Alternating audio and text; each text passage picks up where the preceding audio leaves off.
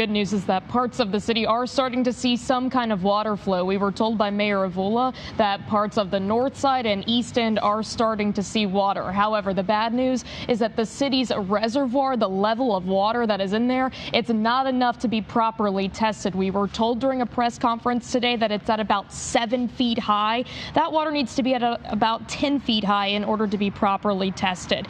So if you're getting any kind of running water in the city of Richmond, the big message tonight is conserve it. Hold off on flushing toilets a lot, avoid washing dishes or doing laundry, take short showers, because the more people actually use the water that is coming out, the longer that it will take for things to go back to normal.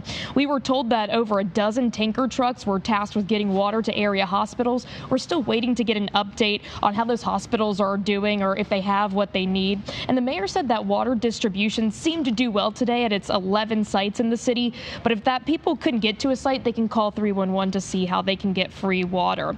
Now, as of right now, the city is still, like you said, under a boil water advisory. It's still in effect for the people who do have running water or are starting to get water. Here's what the mayor said about when that boil water advisory could be lifted. To do that. So it's a really hard question to answer with any specificity, but I do think if we're continuing to fuel at 70 million gallons a day at that rate, and then we see, after hours, we'll see the reservoir levels get to a point where we're pressurizing the entire system. And my hope is that if we can get pressures high enough, we'll start that testing as soon as we hit 20 psi throughout the entire system.